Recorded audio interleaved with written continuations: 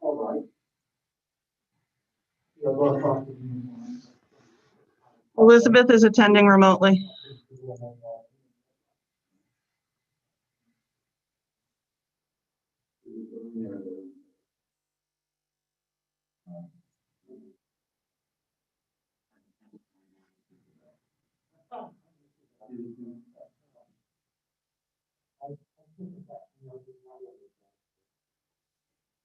Hi, Elizabeth.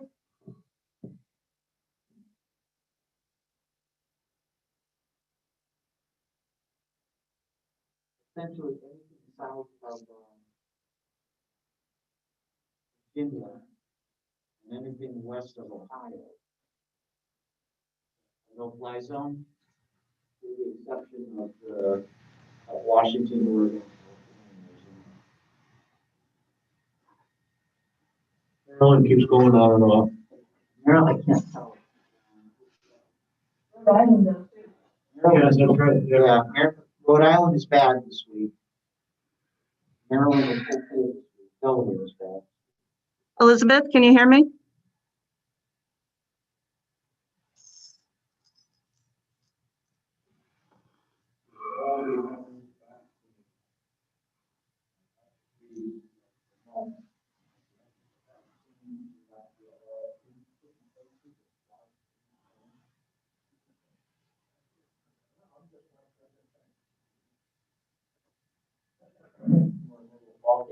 Stadium.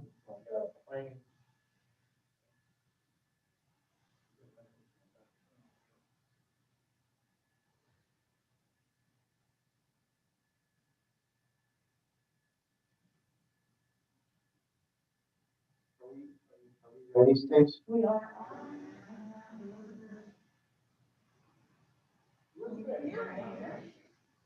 Elizabeth, can you hear me?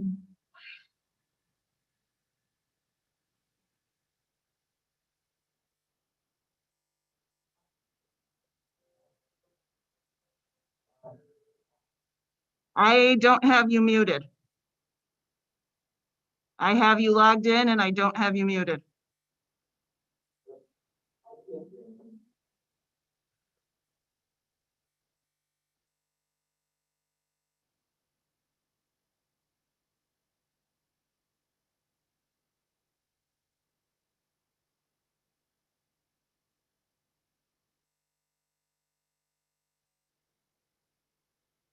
Can you? We can't hear you. We can't hear you.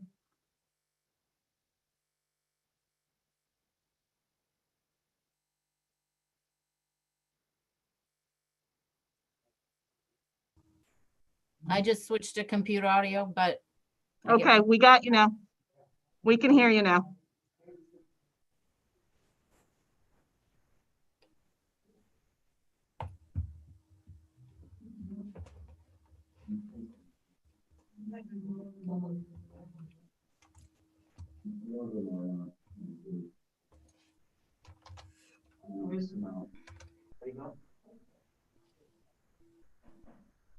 Good evening and welcome to the October meeting of the regular meeting of the Thomaston Planning and Zoning Commission.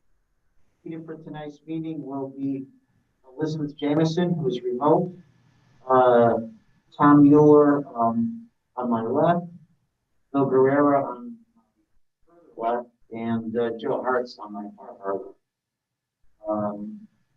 First on our agenda tonight is a public hearing for special permit application number 20-07-20-01 for section 4.5 Schedule A, Part A.16 for caretaker's residence at 790 Old Northfield Road in an R80 zone. The applicant is Stephen H. and Ann Dunsky Trust.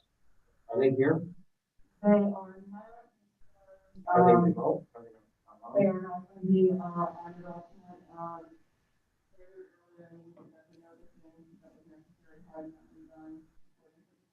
Prior, I have spoken with them, going to be in their report meeting. Okay.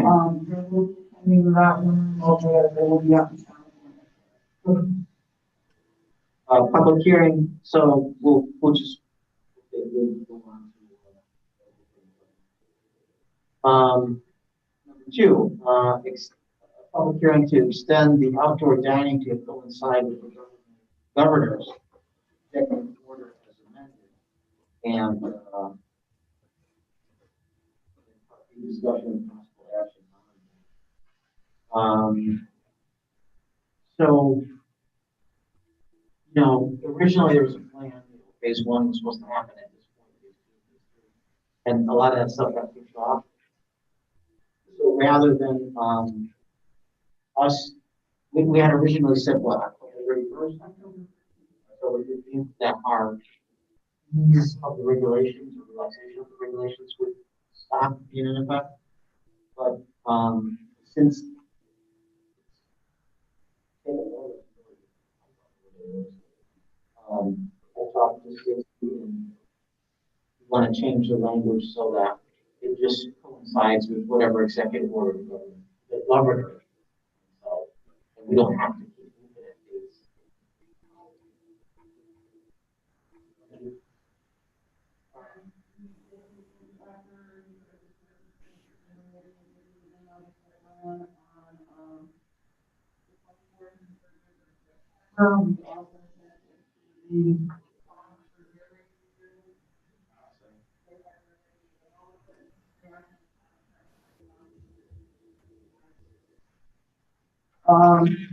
I received no comment one way or the other from anybody. The long-term recovery committee are all aware that that's considering this, and they are. Liz, you got any comments, questions, or concerns?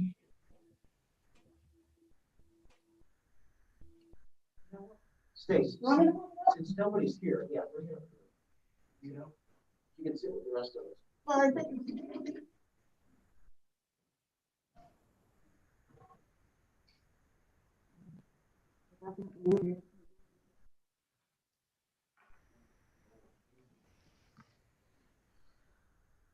You're carrying me away. Yeah, we're carrying you over to the table. Perfect.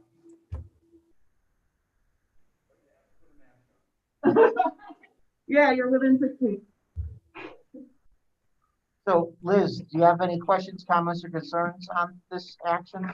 No, none. Any of you guys? I can see there's nobody logged on from the public. So obviously there's no public comment. So we close the public hearing and act on this measure? Thank you. Is there a second to the motion? Second. Thank you. All in favor of closing the public hearing?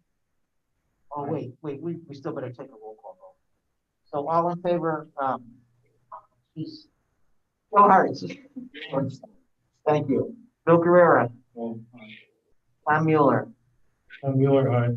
Elizabeth Jamison. Elizabeth, I. And Ralph Salone also votes aye, so the public hearing is closed. Can we take action on it now? Would someone like to make a motion to approve the changes to the outdoor dining regs? So moved. Is there a second? Thanks.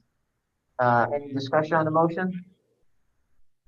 Elizabeth Jamison, how do you vote? Elizabeth, I. Tom Mueller, how do you vote? Tom Mueller, aye. Bill Guerrero, how do you vote? And Joe Harris, how do you vote? And Ralph Salone also votes aye. Motion carries unanimously, and we will extend the regulations to coincide with zoning map amendments, expansion of the downtown development district, and this commission is the applicant. This has been going on for a long time. We've been carrying it.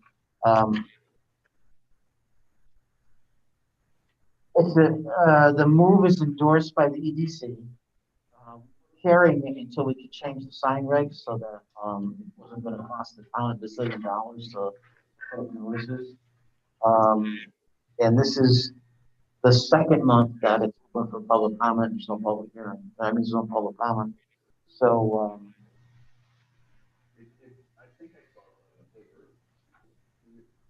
It ran on, the 19th and we just wanted to. well, being that it was changed to a substantial change to the zoning regs or the zoning map, we wanted to make sure that there was ample time for anybody in the public to comment on it, whether they wanted to comment electronically or in person. This is month two for in person. I would just note also that this was also referred to the county, they had no. And EDC something or other, right? Our EDC, they're, They are aware.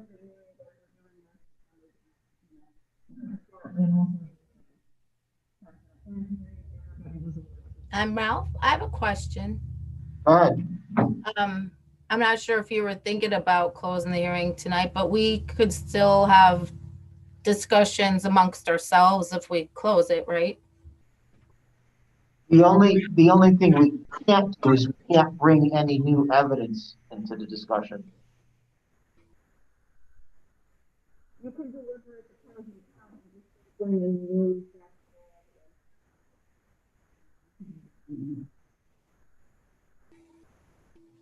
Catch all that? Did I catch it? Yeah. No.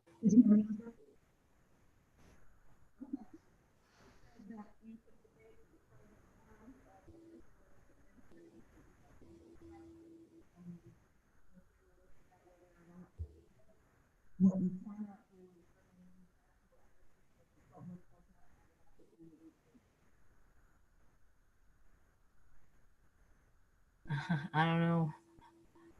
Well, what do you want to?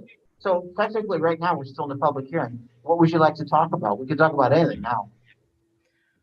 Oh, yeah, nothing. I mean, I just, my recollection was we're just encompassing a couple of, without looking at it, we're just encompassing a couple of additional properties. So I don't see any concern, and I just didn't know if, since we haven't heard any real details from the public, any other public comment, if you were thinking about closing the hearing. And if you did, I just felt that if we had other things, thought of things later to discuss as a commission, we could at least still do that if you did close it. Just procedural, I was just double checking. But I have no concerns about it because, no issues personally with it. In the list of properties that are potentially for inclusion, not that they're gonna list, but one of the properties application later in the meeting. And that property is part of the downtown development district, and they're proposing a subdivision of the back end of the property. It's the church property that's in the library. Episcopal Church, Trinity Episcopal. George's Church, yeah. And they are proposing a subdivision so that the residents on the property eventually would become its own property. Now, it has been reported to several courts over the years trying to get the entire property on Main Street. It was general commercial, the idea was to bring it into downtown development, but now we're going to be taking off this part, as part of the parcel in the back. It's still going to be general commercial and would also make a connection to the downtown development district surrounded by the 16. So. No, I think split it off I did actually. as part of the subdivision. It's still gonna be. We can make it residential. Well, that's why on the agenda that I wrote right immediately after the discussion of the subdivision, since it seems to approve the subdivision, we would want to make sure that residential property is not considered general commercial since it's surrounded by. We also want to make sure it's not, since no other property on that street is going to be in development district. Yeah. We want to make sure it's not included. Well, one thing at a time, step by step, you know. everything kind of, um,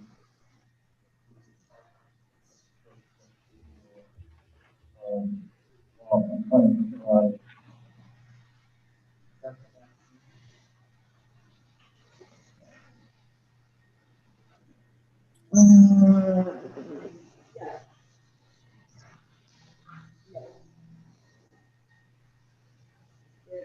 if I look at this map, right hand corner. Is this what you're looking at? You're looking at this one?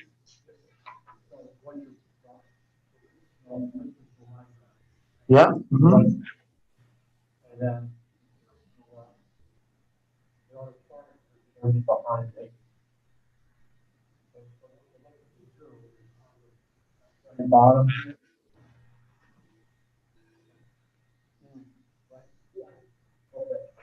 Is that, It would have been in the packet you were sent over. is this the rectory over here? Yeah, it's the second to last page of the packet, packet to you.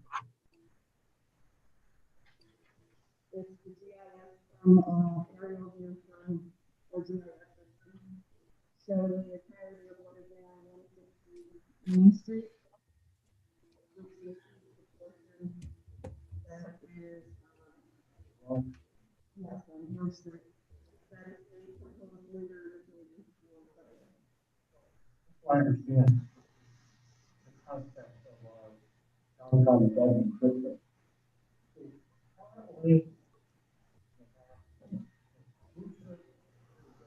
Wow. Oh, these two residential lots? It's not. It's not. It does include the big lot. Well, it doesn't yet. That's what we're talking about. Currently includes, it does include 160 Main Street, however, it did not currently after the, currently after 160 Main Street, as of right now, contains that portion on Main Street where, right up there. And that portion of 160 was on your list to be included in this.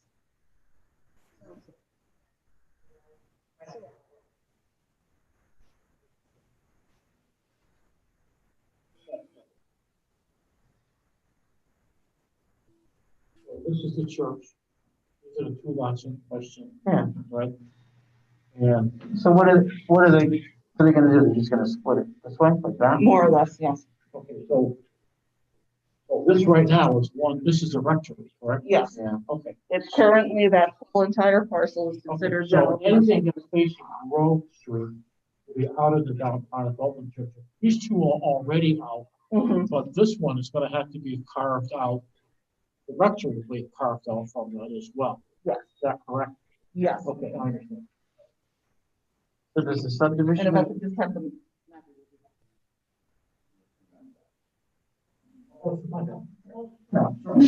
Swipe the map, Bill. I need it.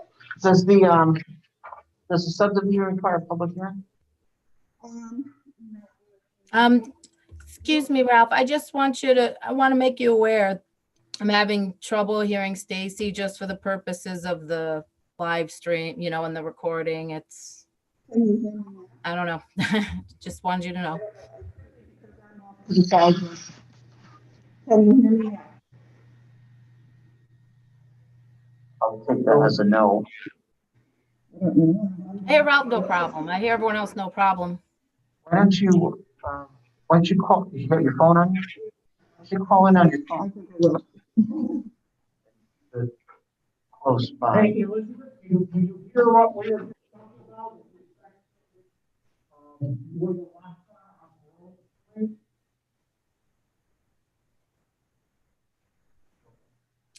You want me to call it in I could. No, no. The question was, could you hear the previous discussion about the lots that face Grove Street? No. All right, hold on. Stacy's dialing in on her phone and she'll bring you up to speed. How's that? Yep.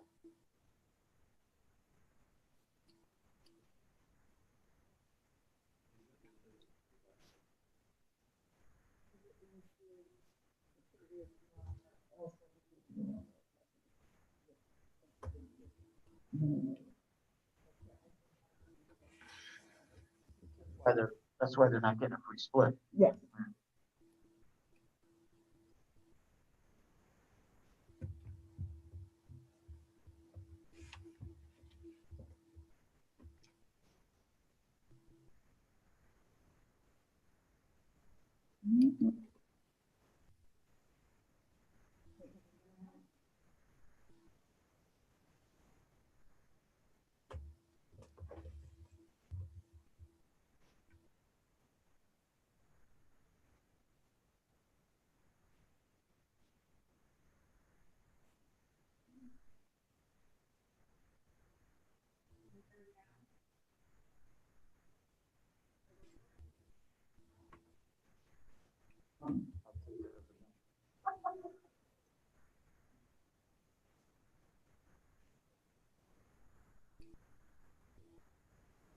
Got it.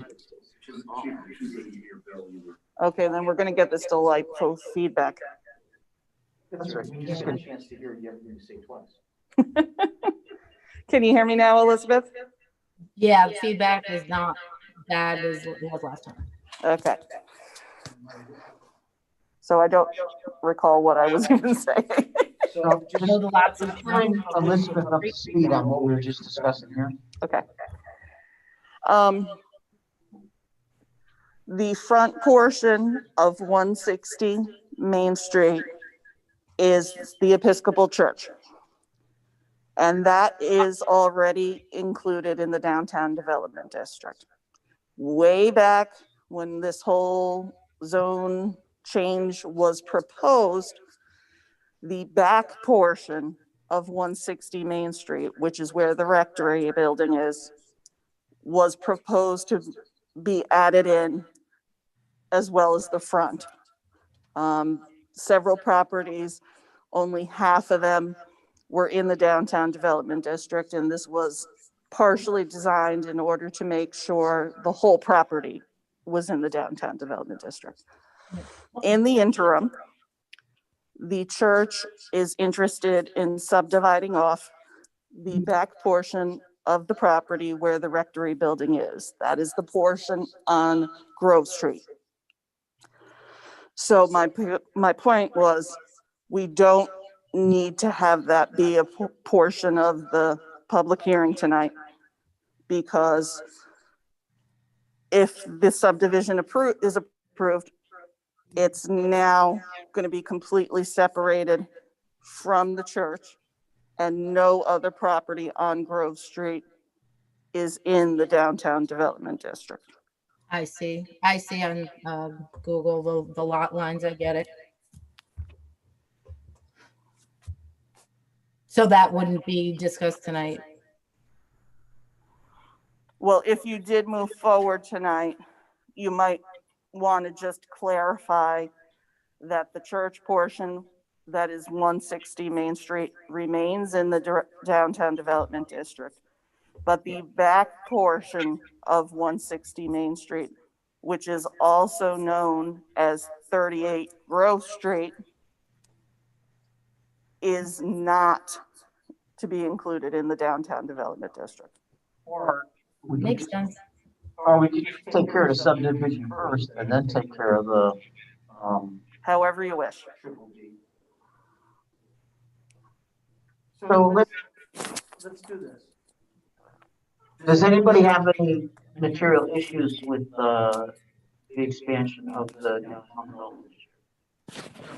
Well, just for the record, I did, review and so that the meeting where we discussed that Hmm. and the comment. Mm-hmm.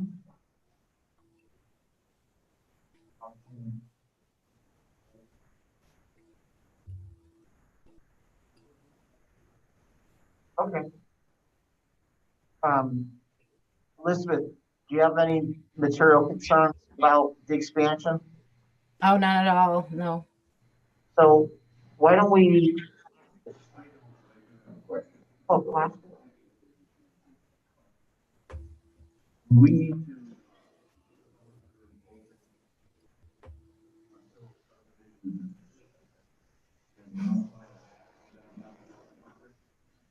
Um, modify the map to downtown.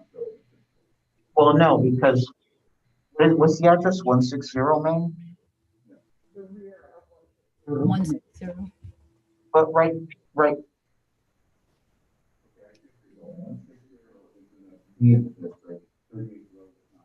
Correct. That answers the question. Anything, Tom? Anything, Bill? Hmm. When it comes to the person, Hmm. right, that's basically roll, roll that parcel right now. So, when we close the public hearing, and then some people will be we do a map amendment. To include the entirety of 160 Main. Well, 116 front is already in. But the person will not be. Because it will be part of 160 Main. It will now be 38 West. Right, so there'll be a map change. Right? Yes. To reflect. Map change is on development district after we close the public hearing.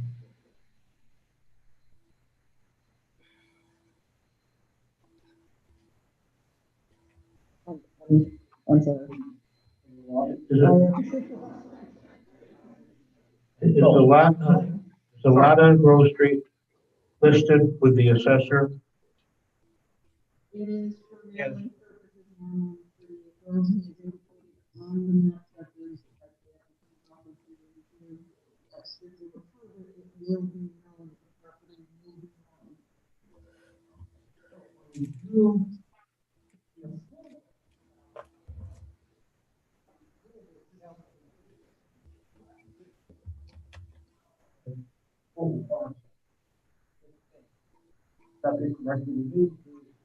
Is it now approving the downtown development?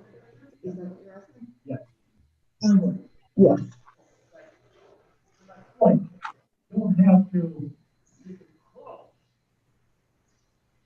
And then your approval would have to be conditioned upon what we're doing, what the owner of the property is doing. Yes. So there's no question. Right? Yes. Okay.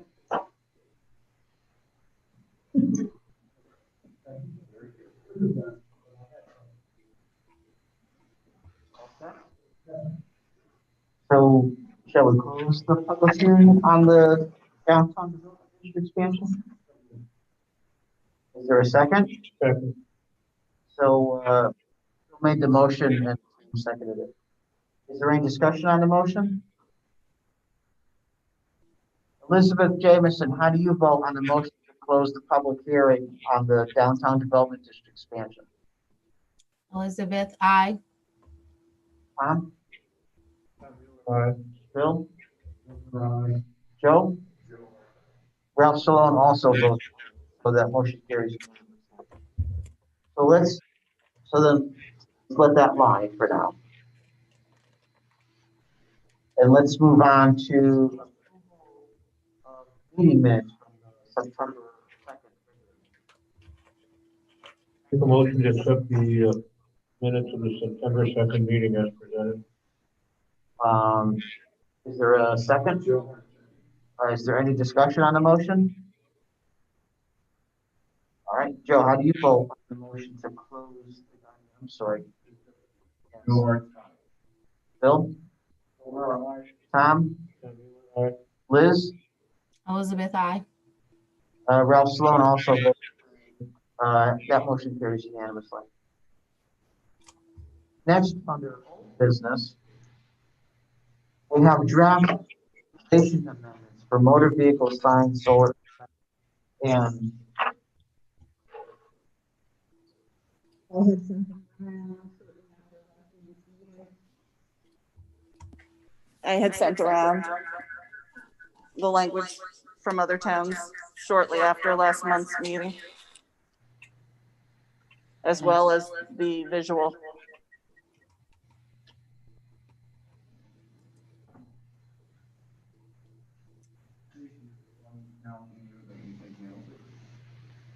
I think it's closer.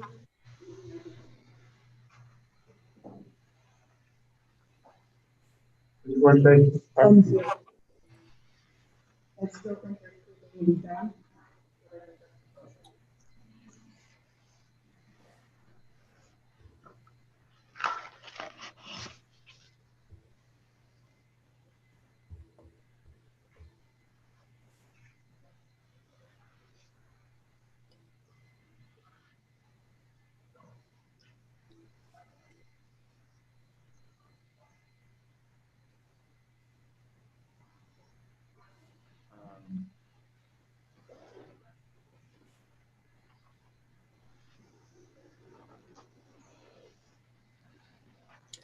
We are looking at the motor vehicle ones now. what's that? Stacy said what she sent out, that's in reference to the motor vehicle. Yes. That's Yes. what we're looking at right now is motor vehicle, right? Okay, just making sure I'm on the same page.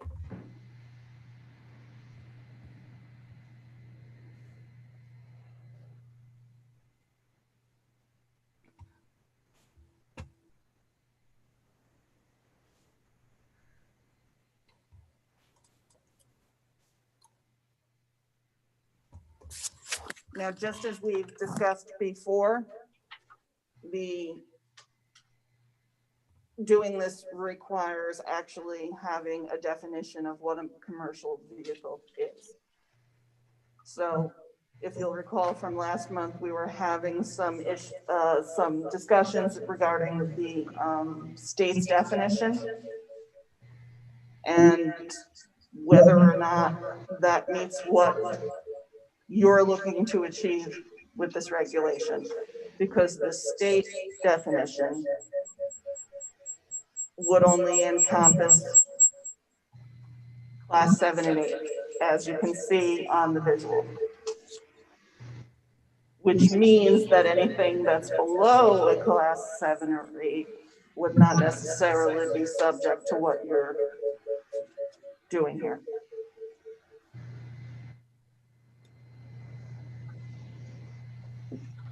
They chose an Enfield to go the route of defining by weight. I know that we don't necessarily want to do that.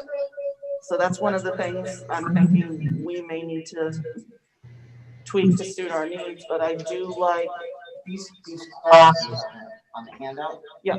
That's defined by the feds, right? I believe so, yeah. So that's, we can go back, I don't need to reinvent the wheel. I do like some of what Enfield said in terms of, construction vehicles, no tanker trucks or similar types. It has to be owned or operated by the permanent resident of the property. Times as far as loading and unloading.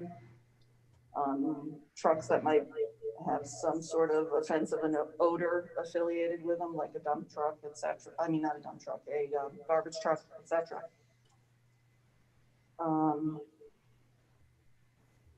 We don't have a noise ordinance in town, so obviously we would delete that part of it if you wanted to go with this. But I still think that, from what I see in there, there's no,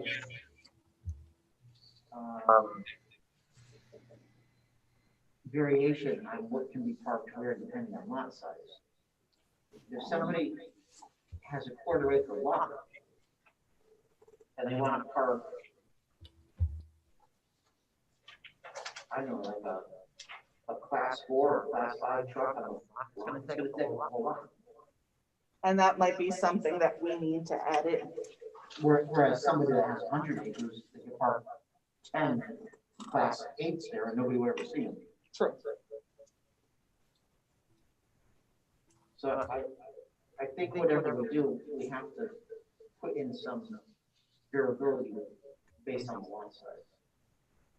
So I guess what I'm looking for that would help me is nailing down what we think the definition of a commercial vehicle and therefore subject to these regs should be. And then, is there anything in here that you definitely don't want in, or things like Ralph just mentioned that you think need to be added in?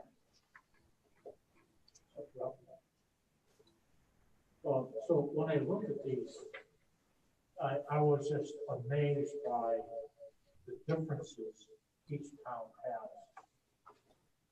I mean, in some towns, the paucity of regulations is incredible. And then on the other hand, like Enfield, it's impressive, it goes on almost whole page.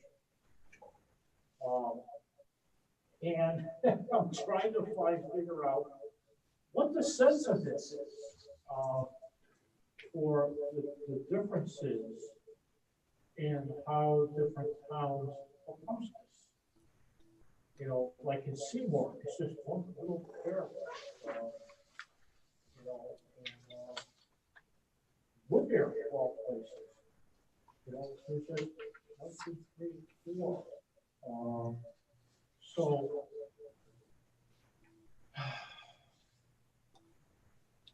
So the approach is very different. There's no consistency that I can see from one town to the other. It's what works, right? Yeah. And what can be enforced. Mhm. So I think is that the commission is less more. Would the commission be looking at less is more, with a few a paragraph or two, or do we want to be very specific like Enfield and really list and be extremely specific about what it is that we really want to have? My opinion on regulations in general is that less is more. But one, there's a whole bunch of other people. I said I'm just one person. There's a whole bunch of other people. I'm just curious about that's why I asked the question. It's easier to start small and work up than have something really large than start skinning it down. Mm.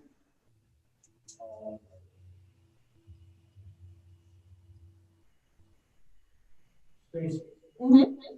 when you look at this, what's your sense as a professional? I guess what I would ask is, what is your goal? What is your goal? What are you trying to achieve? What is the issue that you're trying to get a handle on? Because I think that's some of the reason, you know, if something hasn't come up as an issue, it might not get added into the regs. You know what I mean? Oh my God, the feedback. Can I add something to that, Ralph? Sure. Oh, more of a question as usual.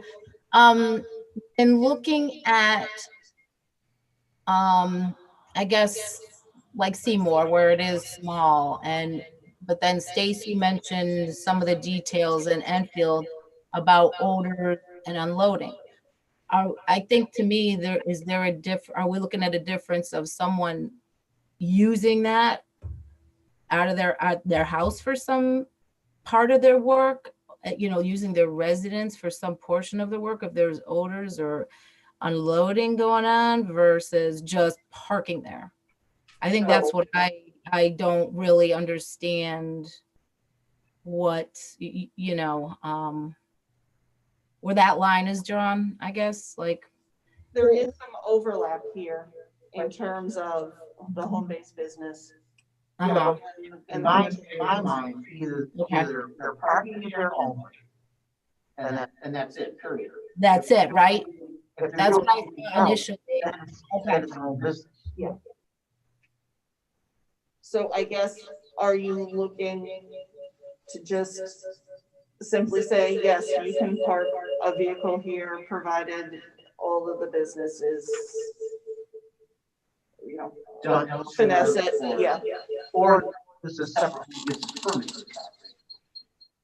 I mean, some of this could conceivably go under a bigger and better home business section of the regs. If That the would be separate, you mean? only to just officially state, yes, you can have one commercial vehicle, however it is defined. Mm-hmm. I did like Enfield's approach with a special permit. Meaning that if it did, if the vehicle use is outside the scope of what's allowed, that there was a special permit process. But there were still other types of vehicles that were clearly excluded, that there was not any vehicle that oil, oil pump.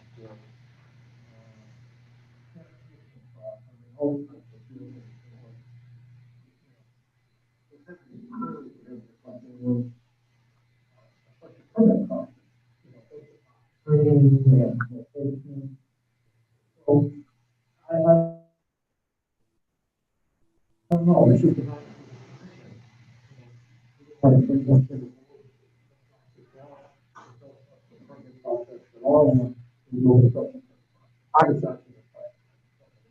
I would like to build in a special permit process. That way we get to look at it.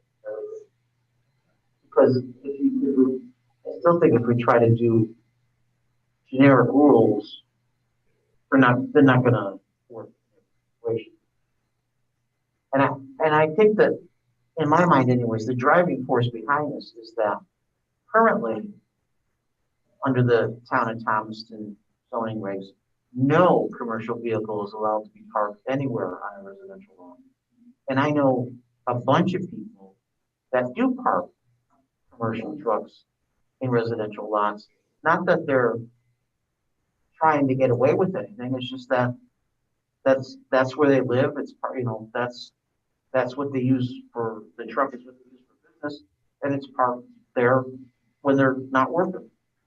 And I really don't see anything wrong with that, but technically they're violating our regulations.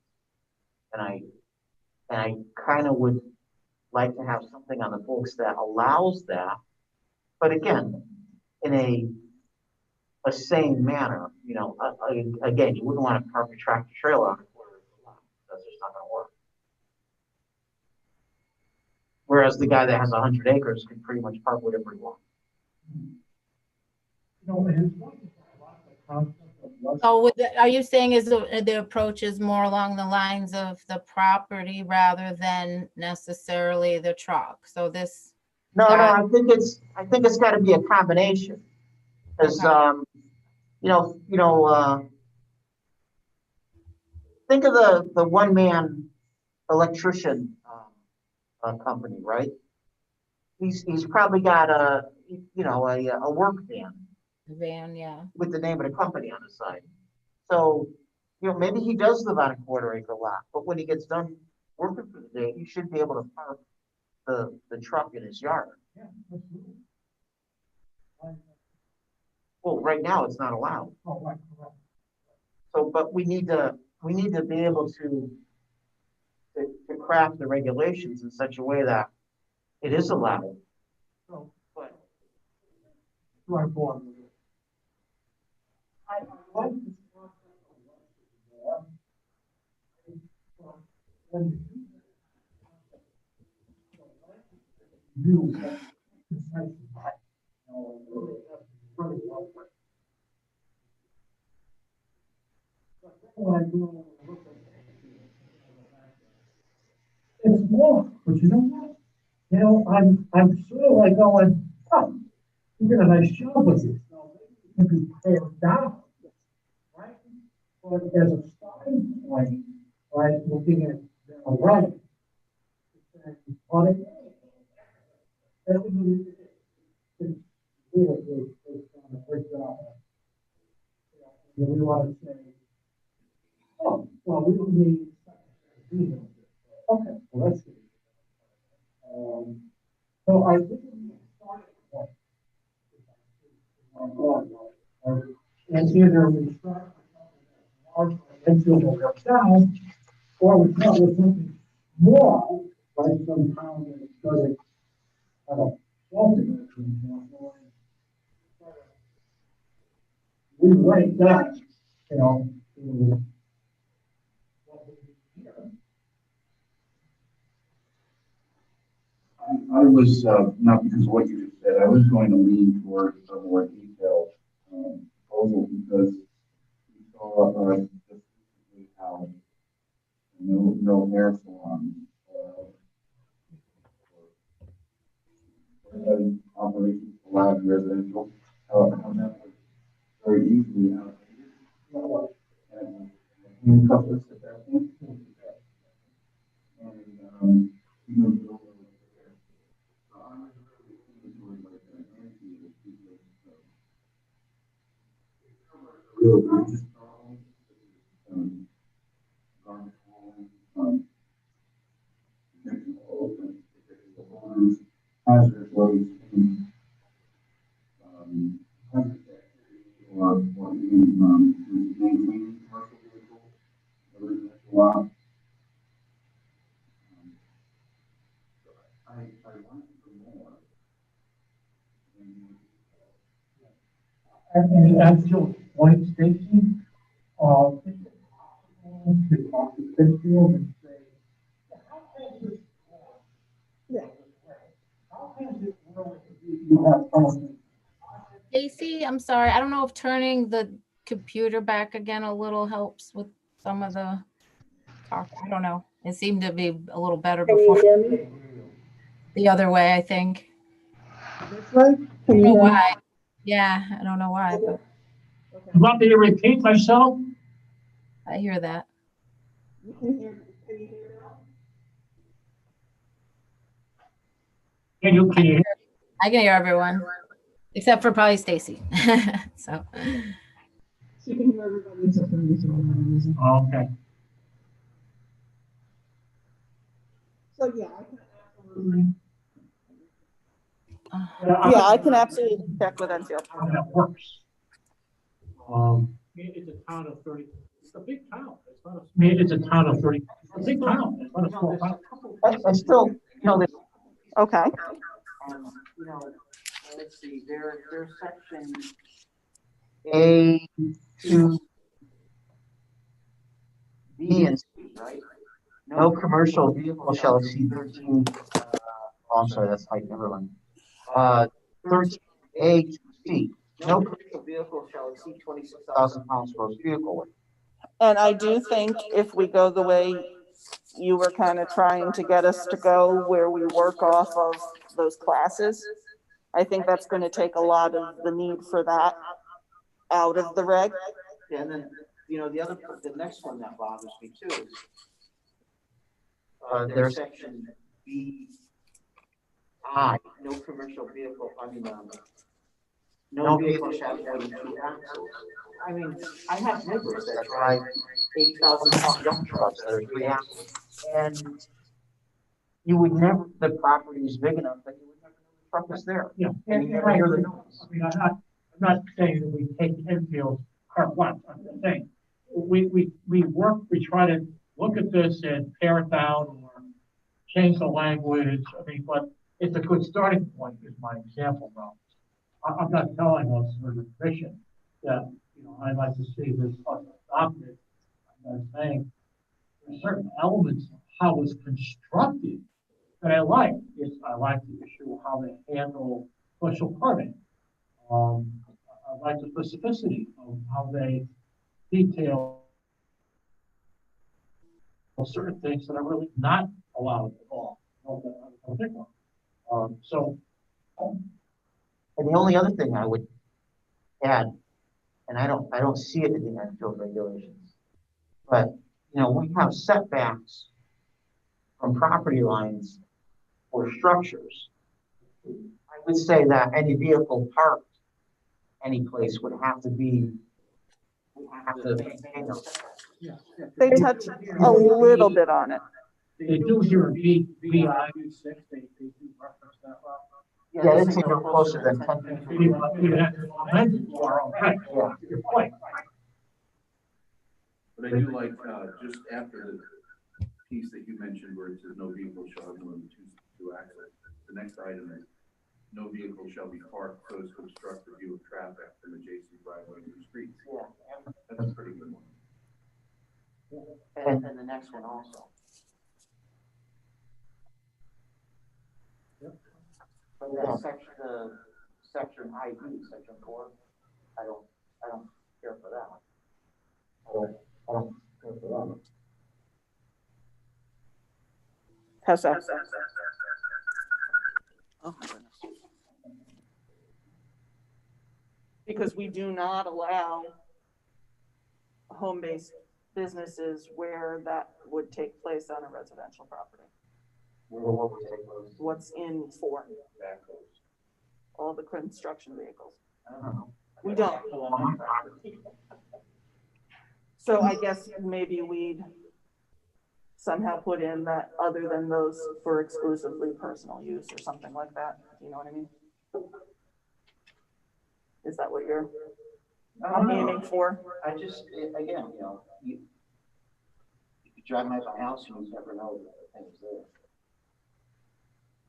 Are we looking at, they go back to letter I, AI, one commercial vehicle not exceeding 11,000 pounds.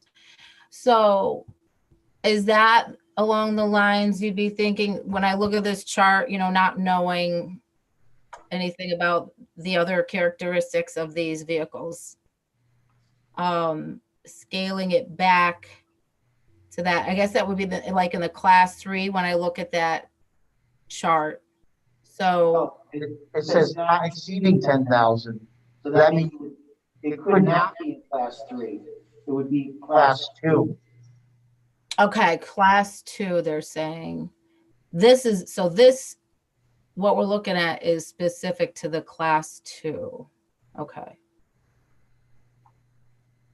Are there cases too, Ralph, you know, you've said you've seen people having to park vehicles in their yard, like these class 6, class 7, or class 5, do you see them having to park those type of trucks in their yard?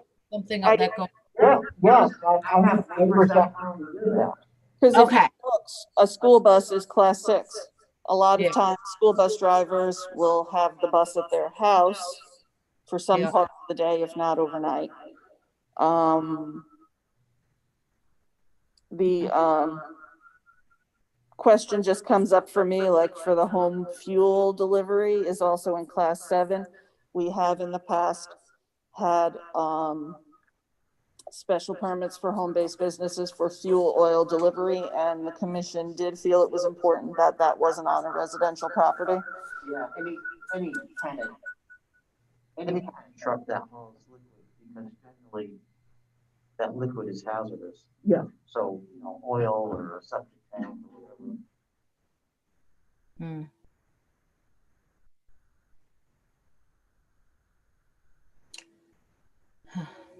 Thing that came to my mind as a teacher is what this in school.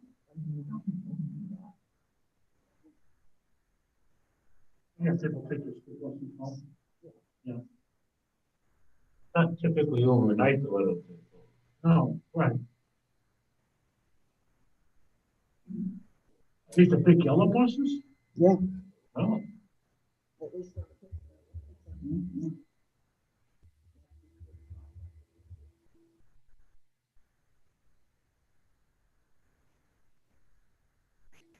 And then we got to decide, do we only want them parked in the driveway, or do we only want them back of the house? I think you're gonna have an issue with that in terms of how everybody can be. Well, that's an important thing. to consider.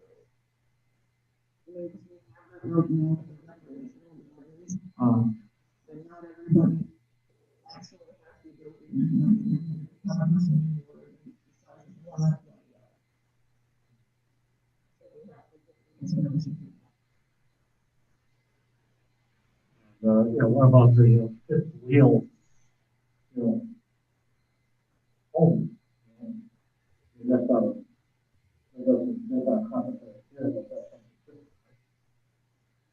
if someone has a 40-foot, that's not a vehicle, it's a trailer. yes, Yeah, and as we define commercial vehicle would not likely include. So do I get the understanding, being clueless, I'm so sorry about all this truck stuff. Do I get the understanding that the use, except for maybe the fuel trucks, is of no concern? The type of vehicle, what it's used for, isn't of any concern. And maybe the size is not of any concern to anyone. Is that kind of what I'm getting from you guys? Well, I think the use is somewhat of a consideration, like you mentioned the oil, right? But you wouldn't want a garbage truck there, you wouldn't want a septic tank truck there, Right. Pre-mixer truck there. Me personally, from an aesthetics or just looks, I don't know. Just putting my two girly cents out there. Anything class 4 and up to me though is just the look, like it's just more of the size thing to me.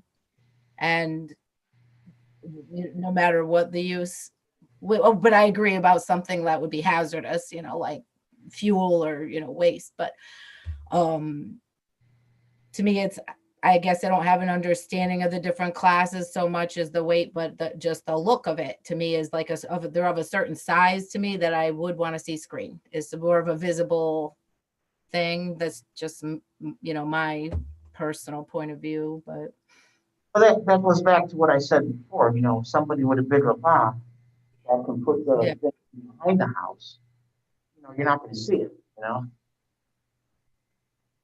so you're maybe something along the lines of allowing up to the class 3 with a permit that whether, no matter what size, if they have maybe a setback or light screening, and then the class 4 and up are sort of a different type of, I'm just throwing something out there to get an under, I know Yeah, maybe.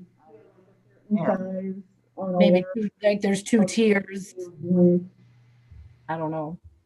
but if your lot is under blank, But I then like Stacy's idea too. That's my only other real input, I guess, on this. I like Stacy's idea of if there were special requirements for contractors, trades, licensed contractors, or, a landscaper or, someone with farm equipment, that they get a special permit. They show they have enough acreage, enough screening, enough or storage, that there could be other types of vehicles, maybe, under that class 4 or something. I like that idea. I realize it's a whole separate reg, but a whole bunch of different criteria that it could be because I feel like there's a use. Some of these, I guess that you're talking about just parking, but I feel like there's other vehicles that are going to have a use more that owner or contractor may have more involvement with, that maybe should be slightly more regulated in a different way. But again, just throwing that out there.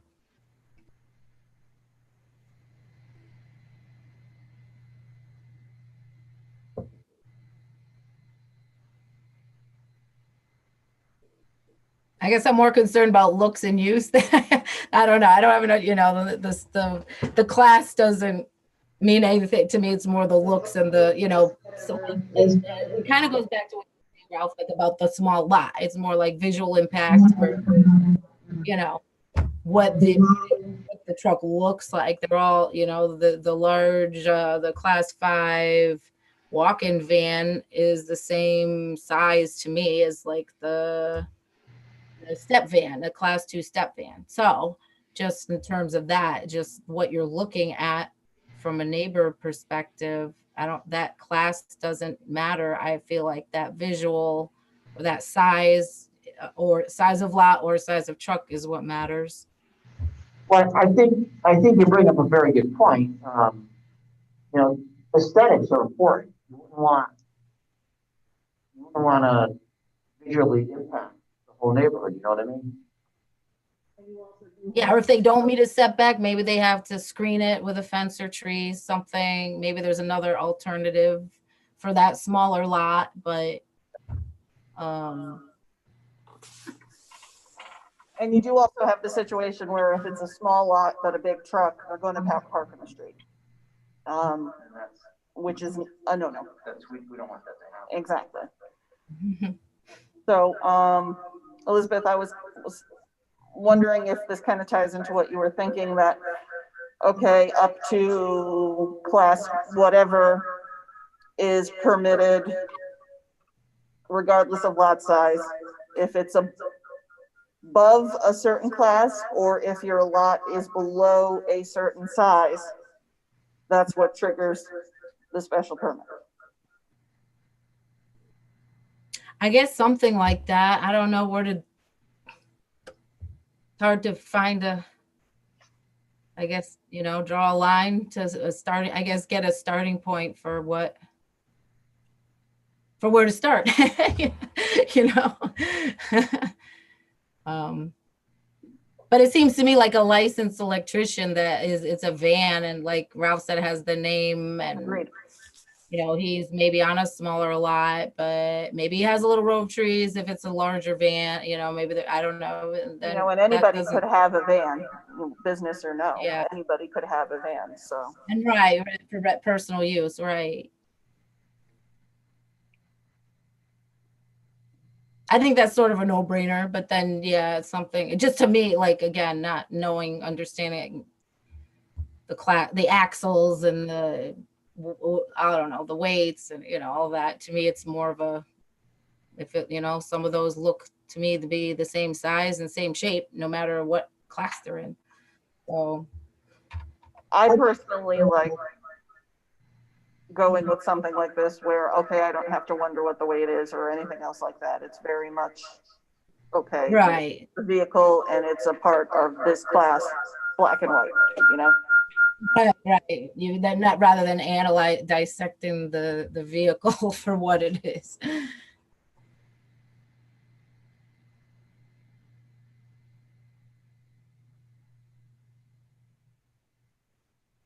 Well, why don't we pause our discussions here on this matter and pick it up again next month?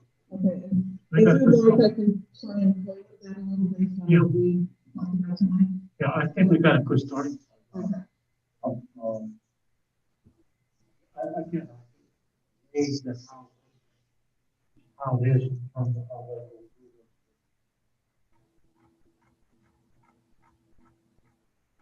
do it. Like Seymour. Heavy trucks. What's a heavy truck? What's a heavy truck? To be holder. Yeah. I think a lot of times that's the case, is if they just haven't had that unfortunate situation that necessitated.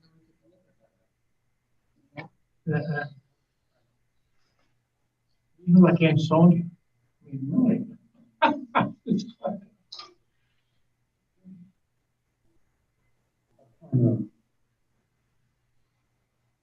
That's all my reserves on the vehicles. Do you have signs or solars? No, that's not.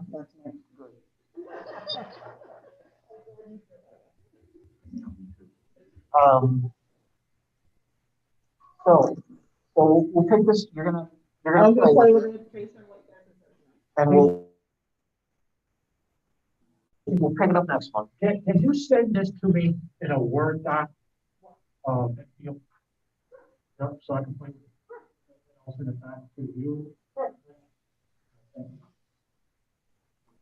So we're on to new business now? Yeah. And number one is the application number 2020-09-11-01 for a 3-lot subdivision on 160 Main Street in the general commercial zone. I'm a little, didn't me that he's not gonna be able to be here tonight, so I'm like, trying my best to.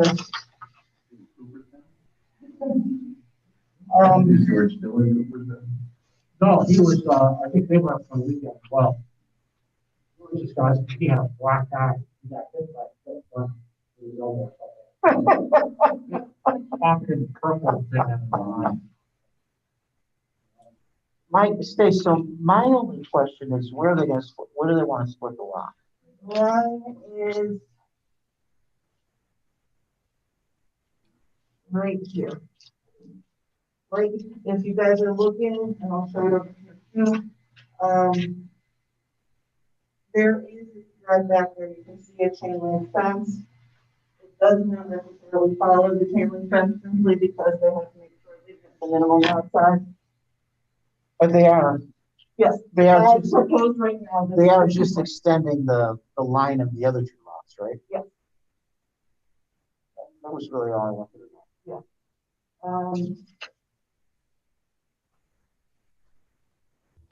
So You guys saw the arrow. the lot that's left on, Grove Street is gonna be how many acres? It is going to be, just over 15,111 square feet. Sorry, 15,000. Okay, so it meets that. Yep. All right, I don't, Obviously, the buildings are existing non-conforming, but I have no further questions. Anybody else? How is the church going to dispose of that building? yes, that's my understanding. So is anybody living in it now? The priest, the deacon or anybody? I'm not aware. It really doesn't matter as far as the application. We do have a letter in the file. Oh, would you read the letter to us? No, from the senior warden of the church, confirming that the receiver warden was authorized to act on his behalf, and he came in to discuss this with me, brought in the follow-up and everything else. It does meet the requirements for if we were moving this into all of this, it does meet the requirements. This doesn't go to a public hearing, the neighbors don't have. Unless you feel it needs a public hearing, no, they wouldn't. Yeah, one could argue that you're making it. Stacy, without being able to see the map, but I see the lot here on Google, could I assume that that line is a straight line from the corner to the corner? I didn't hear the last part of what you said.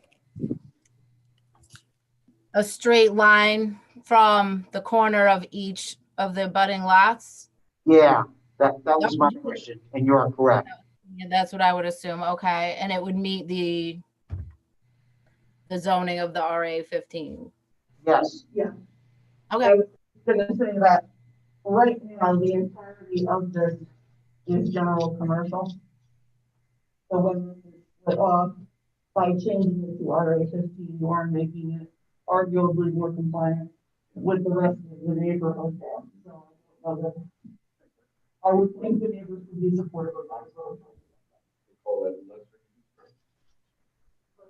Intensive.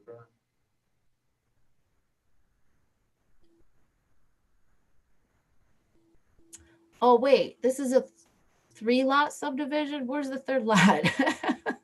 Third lot is the lot that the library is on that was split off years ago. Oh, they're calling, okay. Well, again, looking at the lot lines here. Okay, making sure I'm seeing what you're seeing. So is there, I don't remember off the top of my head, is there an over under part of the subdivision rights that requires a plan, or do you limit the subdivision rights? That's just subdivision. You know, not required, it's really up to your, you know, if this were a recent. But since this is the third lot in this, with the original division being the, what is now the library property and the church property, and now this is now creating a third lot from that original parcel from way back when. At 3 lots. So do you guys want to have a public hearing on this? Not really. Okay. We're not changing the use. Right. Just want to ask the question. Oh, I don't know.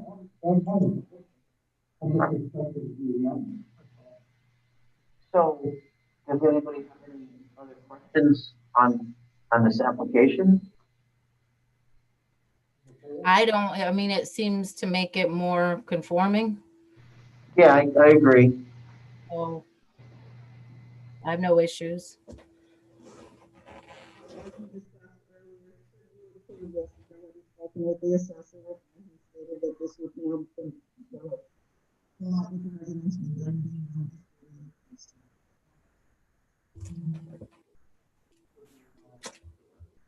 Yes. How would you like to act on it?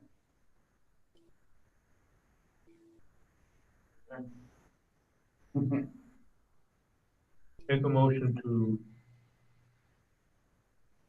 approve application 2020-09-11-01 for the 3 lot subdivision of 160 Main Street in the PC commercial zone, splitting off the lot for 38 Grove Street. In R8 district. I think that.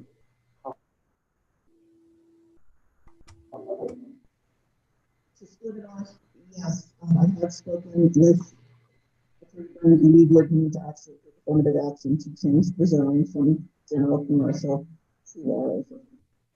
Or it won't automatically change. No, it would not.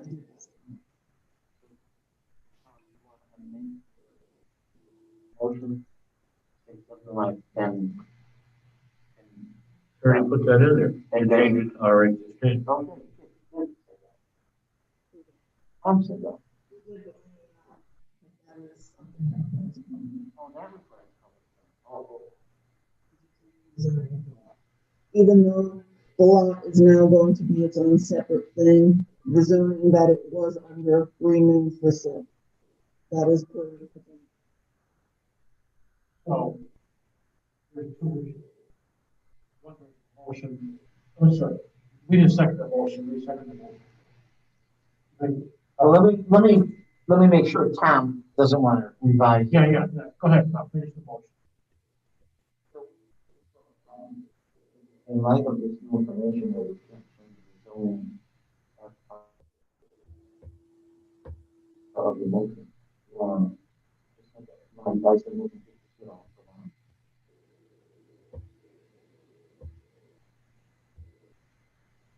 Well, can I include in there to open a public hearing on the zone change? Should that be a separate motion? I think that's right. It's immediately. Okay. Motion revised to just split off the lot. Is there a second to the motion? Is there any discussion on the motion? All right, Joe Hart, how do you vote on the motion to approve, hold on, to approve application number 2020-09-11-01 for the 3 lot subdivision of 160 Main Street? Bill Guerrero, how do you vote? Bill Guerrero, aye. Tom Mueller, how do you vote? Tom Mueller, aye. Elizabeth, how do you vote? Elizabeth Jameson, I. And Ralph so votes aye. So now it's our last split. So now, under new business number 2, is a zoning map amendment for 38 Grove Street, which was formerly part of 160 Main Street, from general commercial to RA 15. So I think unless anybody wants to discuss it any further, I think probably we should just make a motion to do that and to set the public hearing for our next regular meeting. Second. Any discussion? Joe Hart, how do you? Bill Guerrero. Tom Mueller. Tom Mueller, aye. Elizabeth Jamison. Elizabeth Jamison, aye. Ralph Sloan also voted aye. About the zoning change then, Correct. right? We treat it like any other zone. Well, Well, this is no. commission initiated. Yeah, remember we changed the regs so that a commission initiated zone action doesn't require posted signs. Doesn't require the town to post any signs. We have done that amendment so that the town did not have to post signs for commission initiated. Only commission initiated. I can tell you that I have discussed all of this with the attorney one and he indicated that. Obviously, we might not because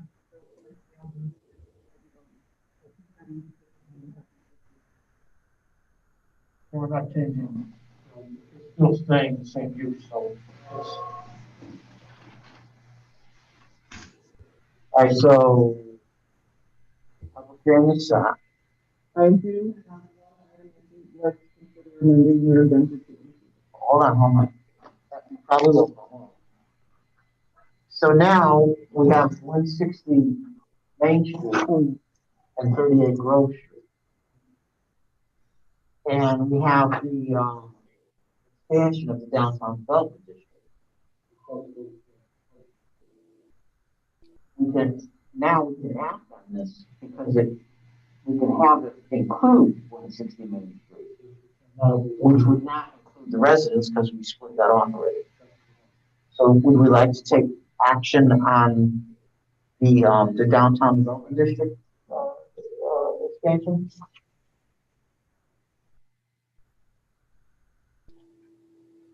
Make a motion, we accept the zoning map amendment, the expansion of the downtown development district as presented.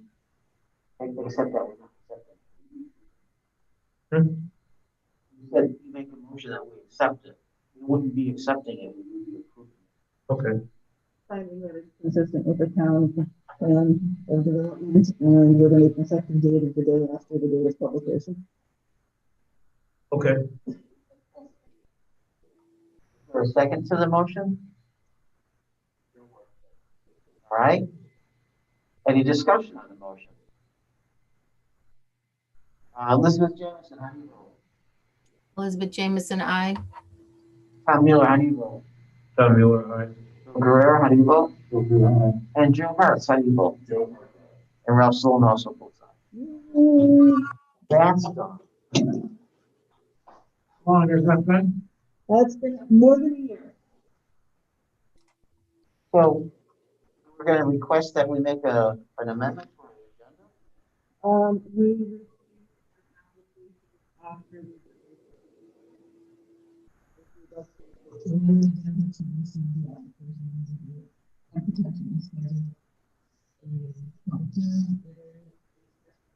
application for an in-law suite / accessory apartment at 72 Lee Drive.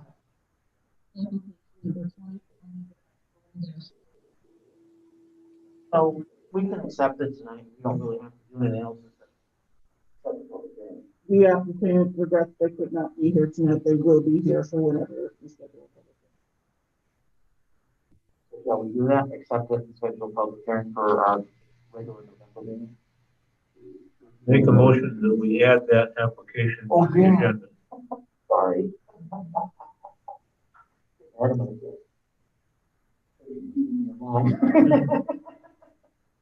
Is there a second to the motion?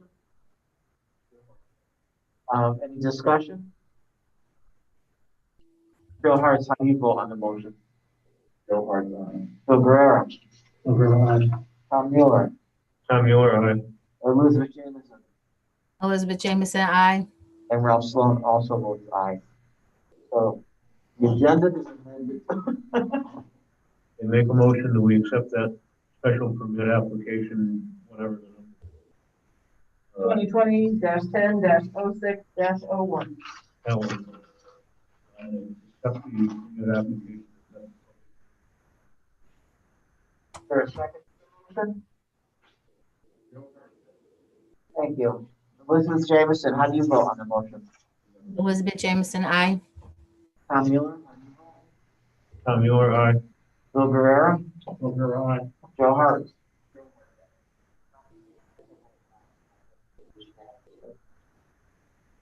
So on to communications, we have reports of officers, staff. What do you got for us, Dave?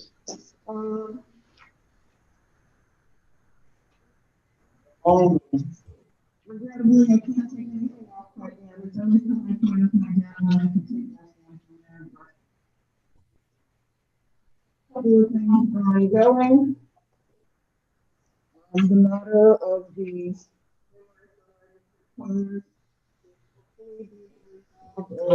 Going in and out, Stacy, sorry. Okay, hang on 1 second. hey, Stace, why don't you Let me move sit over. on this side, Probably a good idea. and then I think it'll pick you up better. The matter of the 24 unregistered cars so signed resolved as the owner has been in weekly contact with me. Regarding Do you hear all that now, Liz? I hear better. Okay.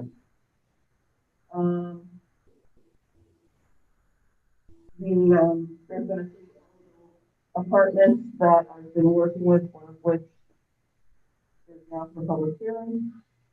There should potentially be 1 or 2 more coming into your attention by next month.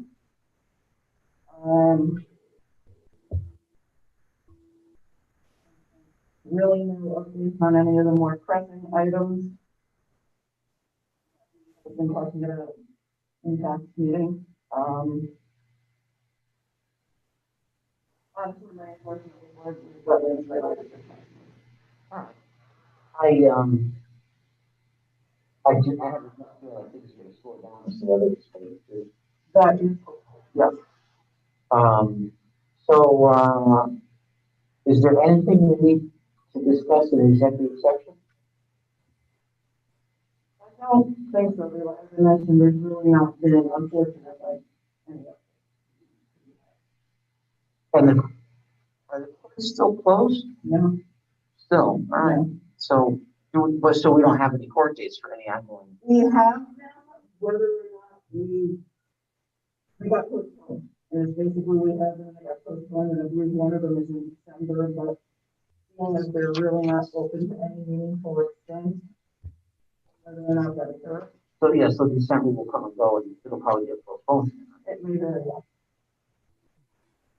So, if we don't have to go into an executive session, then, the next thing is adjournment.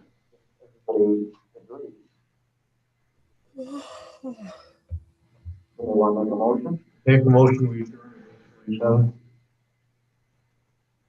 Second? And Joe Harris, how do you vote?